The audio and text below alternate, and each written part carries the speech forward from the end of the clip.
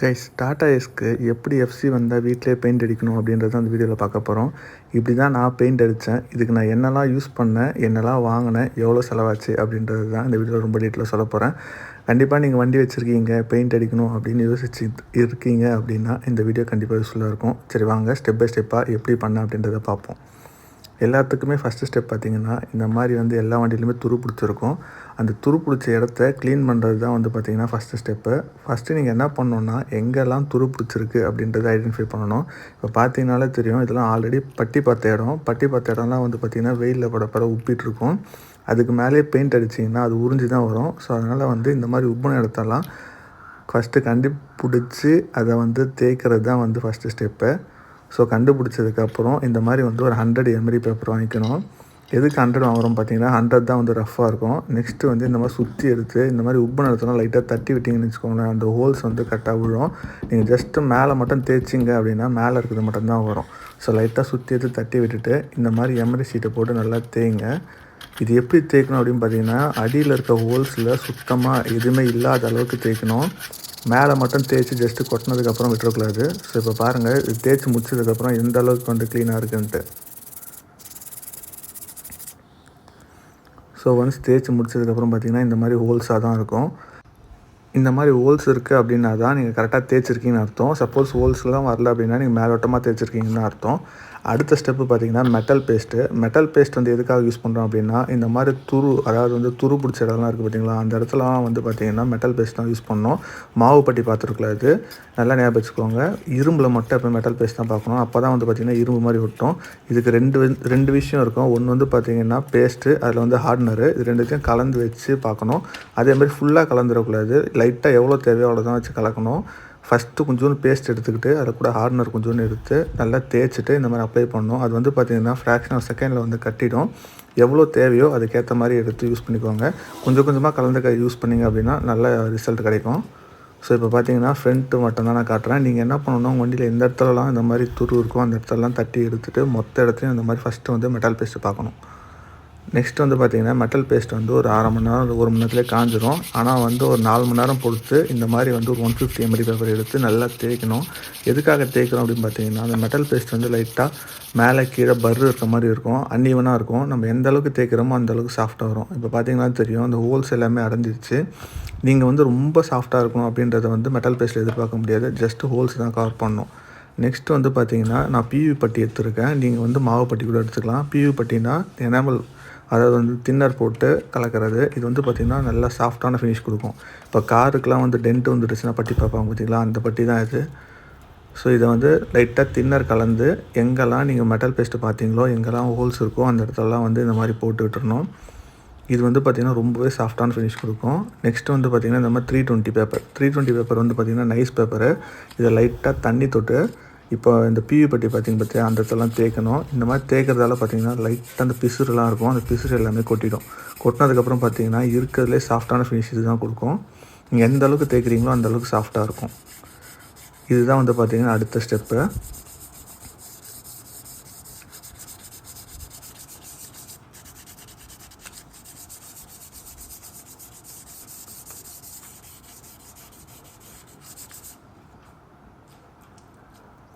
முடிச்சதுக்கப்புறம் லைட்டாக தண்ணி ஊற்றி வாஷ் பண்ணி விட்டுருங்க இந்த இடத்த மட்டும். அடுத்தது நம்ம ஃப்ரண்ட்டில் பார்த்தோம் பார்த்திங்களா, அதே இடத்துக்கு அதே மாதிரி நான் பட்டி பார்த்த இடத்த நான் தேய்க்கிறேன் நல்லா. இப்போ பார்த்திங்கனாலே தெரியும், ஃபஸ்ட்டு எப்படி இருந்துச்சு, உப்பி போய் இது வந்துச்சு. அப்புறம் தேய்க்கும் போது பார்த்திங்கன்னா பள்ளமாக இருந்துச்சு. இப்போ மெட்டல் பேஸ்ட்டு பார்த்து மேலே இந்த மாதிரி பட்டி பார்த்ததுக்கப்புறம் பாருங்கள், ஒரிஜினாலிட்டி மாதிரியே மழன்னு இருக்கும். ஸோ இதுதான் பார்த்திங்கன்னா கரெக்டான ஃபினிஷிங்கு. நீங்கள் கடையில் விட்டாலும் இப்படி தான் பண்ணுவாங்க, பட் ஆனால் வீட்டில் இப்படி தான் பண்ணணும். ஸோ அதுக்காக தான். நெக்ஸ்ட் ஸ்டெப் பார்த்திங்கன்னா நல்லா வாஷ் பண்ணணும் வண்டியை. வாஷ் பண்ணுறது பார்த்திங்கன்னா நல்லா சோப் போட்டு கழுவணும். ஏன்னா நம்ம பெயிண்ட் அடிக்க போகிறோம், நார்மல் வாஷ் பண்ணக்கூடாது. எந்த அளவுக்கு சோப் போட்டு தேய்க்கிறீங்களோ அந்தளவுக்கு மேலே இருக்க டஸ்ட்டு மொத்தமே வந்துடும். முக்கியமாக டயரை தான் நல்லா தேய்க்கணும். நம்ம ஆளுங்க டயர்லாம் தேய்க்காமல் விட்டுருவாங்க. ஸோ எல்லா இடமும் க்ளீனாக வண்டியை கழுவணும். இப்போ பார்த்திங்கன்னா கழுவிட்டுருக்கோம். அடுத்தது ஸ்டெப்னியுமே கழுவணும். ஒரு சில பேர் பார்த்திங்கன்னா ஸ்டெப்னி கழுவ மாட்டாங்க. அதேமாதிரி ஷெட்டில் விட்டாலும் ஸ்டெப்னிக்கு பெயிண்ட் அடிக்கிறது இல்லை. நான் இப்போ வீட்டில் பண்ணுறதால பார்த்திங்கன்னா ஸ்டெப்னி க்ளீனாக எடுத்து ஃபுல்லாக தேய்ச்சிட்டு அதுக்கப்புறம் பெயிண்ட் அடிக்க போகிறேன். அதனால் ஃபஸ்ட்டு ஸ்டெப்பில் இப்போ நான் நல்லா க்ளீன் பண்ணிக்கிறேன். இப்போ உங்கள் வண்டிக்கும் நீங்கள் ஸ்டெப்னிக்கு பெயிண்ட் அடிக்கலைன்னா தயவு செஞ்சு இந்த எஃப்சிலேருந்து பெயிண்ட் அடிக்கிறது வந்து இது பண்ணிக்கோங்க. ஏன்னா அதில் இருக்க டிஸ்க்லாம் சீக்கிரமாக துரு பிடிச்சிரும். அடுத்தது வந்து பார்த்திங்கன்னா இந்த ரிஃப்ளெக்டருக்கு வந்து நான் டேப் போட்டுறேன். ஏன்னு பார்த்தீங்கன்னா ஒவ்வொரு டைம் வந்து ரிஃப்ளெக்டர் வந்து 1500 ஆகுது. இந்த டைம் நான் ஒட்டியிருக்கேன். பட் ஆனாலும் எஃப்சியில் வந்து பார்த்திங்கன்னா திருப்பி 1500 சொல்லி திருப்பி மேலே ஒட்ட சொல்லிட்டாங்க. ஸோ உங்கள் இதில் எப்படி இருக்கோ அதுக்கேற்ற மாதிரி ஒட்டிக்கோங்க. இதுக்கு மட்டும் இல்லை, இண்டிகேட்டர் பல்பு, ஃப்ரண்ட்டு ஹெட்லைட்டு, கிளாஸுக்கெலாம் வந்து இந்த மாதிரி பேப்பர் வச்சு டேப் ஒட்டிட்டிங்கன்னா துடைக்கிற வேலை மிச்சம். இப்போ எல்லாம் முடிஞ்சதுக்கப்புறம் நான் வந்து பார்த்திங்கன்னா ரூபிலெக்ஸில் கம்பெனி பெயிண்ட் தான் வாங்கியிருக்கேன். இது வந்து பார்த்திங்கன்னா ஐரிஸ் க்ரீம்னு சொல்லி நான் வந்து ஃபுல்லாக கம்பெனி பெயிண்ட்டாக யூஸ் பண்ணலாம், காருக்கு எப்படி யூஸ் பண்ணுறாங்களோ அதே மாதிரி யூஸ் பண்ணலாம் அப்படின்றதுக்காக பிராண்டடாக யூஸ் பண்ணியிருக்கேன். ஸோ எல்லாமே பிராண்டடாக யூஸ் பண்ணி எவ்வளோ ரேட் ஆகுது அப்படின்றத கடைசியாக சொல்கிறேன். கண்டிப்பாக நம்ப மாட்டீங்க, ரொம்ப கம்மியான ரேட்டு தான். அதனால் வந்து வீடியோ வந்து கடைசி வரைக்கும் பாருங்கள். நான் மொத்த ரேட், அதாவது வந்து மிஷின்லேருந்து மொத்தத்துக்கான ரேட்டு நான் சொல்ல போகிறேன். ஸோ ஃபஸ்ட்டு வந்து இந்த மாதிரி ரூபிலெக்ஸ் பெயிண்ட் எடுத்துருக்கோம். இதுக்கப்புறம் வந்து பார்த்திங்கன்னா இதை வந்து தின்னர் தான் போட்டு கலக்கிறேன். ஷெட்லலாம் வந்து பார்த்திங்கன்னா டர்பைன் போட்டு கலப்பாங்க. இங்கே வந்து பார்த்திங்கன்னா ஷீன்லாக்கில் வந்து தின்னர் தான் கலக்கிறேன். ஏன்னா தின்னர் வந்து பார்த்திங்கன்னா எஃபெக்டிவாக இருக்கும், அதே மாதிரி சீக்கிரமாக காஞ்சிரும். அதுவும் இல்லாமல் கொஞ்சம் ஷைனிங்கும் நல்லாயிருக்கும். அதே மாதிரி தின்னர் வந்து ஃபஸ்ட்டு கோட்டிங் வந்து 1:1 கலக்க சொல்லுவாங்க. ஆனால் வந்து நான் பார்த்திங்கன்னா 1:1 கலக்கலை. பெயிண்ட்டு பாதி எடுத்துருக்கேன் அப்படின்னா கால்வாசி தான் தின்னரு. நெக்ஸ்ட்டு வந்து பார்த்திங்கன்னா ஏஷியன் பெயிண்டில் இந்த மாதிரி ட்ரூ கேர் 550 வாட்ஸில் நான் வாங்கினேன். இதோட ரேட் வந்து பார்த்திங்கன்னா 1300 வருது. இது அமேசான்லேயே கிடைக்கும். இது ஒன் டைம் வாங்கிட்டிங்கன்னா லைஃப் டைம் யூஸ் ஆகும். ஜஸ்ட் இந்த மிஷினோட ரேட்டு 1300 தான், எல்லாமே வந்துடும். இதோட ரேட்டு மட்டும் நான் இப்போ சொல்லிட்டேன். ஏன்னா அது வந்து நீங்கள் ஜஸ்ட் நார்மல் இன்வெஸ்ட்மெண்ட் மாதிரி தான். இதில் வந்து பார்த்திங்கன்னா 800 ml வரைக்கும் பெயிண்ட் ஊற்றலாம். நான் வந்து பார்த்திங்கன்னா ஒரு 600 ml ஊற்றிருக்கேன். அதேமாதிரி பெயிண்ட்டு நல்லா கலக்கி ஊற்றணும். அது எதுவும் டஸ்ட் இல்லாமல் பார்த்துக்கோங்க.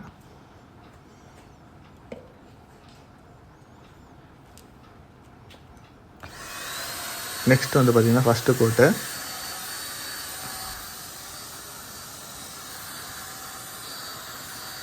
இந்த மிஷின் யூஸ் பண்ணுறது ரொம்பவே ஈஸி. எனக்கெல்லாம் ஆல்ரெடி யூஸ் பண்ணதெல்லாம் கிடையாது. இதுதான் ஃபஸ்ட் டைம் நானும் யூஸ் பண்ணுறேன். நீங்களும் வாங்கினீங்கன்னா கண்டிப்பாக யூஸ் பண்ணுறது வந்து ரொம்ப ஈஸியாக தான் இருக்கும். First code அடித்தாச்சு. நெக்ஸ்ட் வந்து பார்த்திங்கன்னா ஃபஸ்ட்டு கோட்டில் எவ்வளோ ஷைனிங் இருக்குதுன்னு பாருங்கள். ஃப்ரண்ட்டு க்ரில்லில் இதை நான் தனியாக கைட்டி வச்சு அடித்தேன். ஒரு கோட்டு தான் அடிச்சிருக்கேன், செகண்ட் கோட்லாம் அடிக்கலை. உங்களுக்கு அந்த வெளிச்சத்தில் பார்த்தாலே தெரியும் எவ்வளோ கிளார் அடிக்குதுன்ட்டு. அப்படியே ப்யூராக அந்த கிளியர் அடித்த மாதிரி ஒரு சரியான க்ளோட்டிங் அடிச்சிருக்கு. இதுதான் வந்து அவுட்டர் லுக் எப்படி இருக்குன்னு பாருங்கள். இது வந்து ஜஸ்ட்டு ஃபஸ்ட்டு கோட்டிங் தான். அதே மாதிரி டயருக்கெலாம் ஏதாச்சும் துணிக்குன்னு இருந்தால் போட்டு அடிச்சுக்கோங்க. நான் பண்ண தப்பு நீங்களும் பண்ணிட்டாதுங்க. ஏன்னா பெயிண்ட் வந்து மேலே டேரெக்டாக பட்டுருது. இந்த சைடு வந்து ஃபுல்லாக அடிக்கலை, லைட்டாக அடித்ததால் வந்து திட்டு தான் இருக்குது. இது வந்து பாருங்கள் நம்பர் பிளேட்டுக்கு அடித்த பெயிண்ட் எவ்வளோ கிளியராக இருக்குன்ட்டு ஃபஸ்ட்டு கோட்டில். ஸோ இப்படி தான் வந்து பெயிண்ட் அடிக்கணும். செகண்ட் கோட்டும் அடிச்சிட்டேன். செகண்ட் கோட்டை வந்து அடித்ததுக்கப்புறம் பாருங்கள் எவ்வளோ ஷைனிங்காக இருக்குன்ட்டு. ஸோ உங்களுக்கு பெயிண்ட் அடிக்கிறதுலாம் சொல்லிக் கொடுக்கணும்னு அவசியமே இல்லை, நார்மலாக எல்லோரும் அடிக்கிறது தான். ஸோ அதனால் வந்து அதெல்லாம் வீடியோவில் இன்க்ளூட் பண்ணல. ஸோ ஃபஸ்ட்டு கோடு செகண்ட் கோடு முடிச்சதுக்கப்புறம் வந்து பார்த்திங்கன்னா வண்டி இப்படி தான் இருக்கும். இன்னும் ஃபைனல் பண்ணல, ஜஸ்ட்டு கோட் மட்டும் தான் அடித்து முடிச்சிருக்கேன். அடித்ததுக்கப்புறம் எப்படி இருக்குன்னு மட்டும் பாருங்கள், ஷைனிங்கை மட்டும் பாருங்கள். இத்தனைக்கும் வெயிலில் நிற்கல, உள்ள ஷெட்டில் தான் நிற்குது. ஷெட்டில் அடிக்கும்போது இவ்வளோ ஷைனிங்காக இருக்குது. நெக்ஸ்ட் வந்து பார்த்திங்கன்னா ஃப்ரண்ட்டு க்ரில்லுக்கு செகண்ட் கோட் முடிச்சதுக்கப்புறம் பாருங்கள் எப்படி இருக்குன்ட்டு. உள்ளே இருக்கும்போதே வந்து பார்த்திங்கன்னா கிளாஸி ஃபினிஷ் செம்மையாக இருக்குது. நெக்ஸ்ட் வந்து லெட்டர் பெயிண்டிங் வந்து நானே எழுதுனது தான். அதனால் வந்து பார்த்திங்கன்னா கொஞ்சம் முன்ன பின்ன தான் இருக்கும். அதே மாதிரி நான் தப்பு பண்ணேன். என்ன தப்புன்னு பார்த்திங்கன்னா பெயிண்ட் வந்து நான் இந்த கேட்டுக்கு அடிக்கிற ஏஷியன் பெயிண்ட் வாங்கி அடிச்சிட்டேன். ஆக்சுவலாக வந்து அந்த தப்பு பண்ணாதீங்க. நீங்கள் வந்து இந்த பெயிண்ட் கடையிலே போயிட்டு இந்த ராக் ஃபோர்ட்டு அந்த மாதிரி கம்பெனி பெயிண்ட் வாங்கி யூஸ் பண்ணுங்கள். அதாவது லெட்டர் பெயிண்டிங்னு சொல்லி வாங்குங்க, ஹார்ட்வேர்ஸில் போய் வாங்கிடாதீங்க. நெக்ஸ்ட் வந்து சைடு நம்பர் பிளேட்டுக்கு வந்து பார்த்திங்கன்னா டேப் ஒட்டி அடிச்சிட்டா அப்போ தான் ஈஸியாக இருக்கும்ன்ட்டு, கோடு போட்டுலாம் அடிக்க முடியாதுன்ட்டு.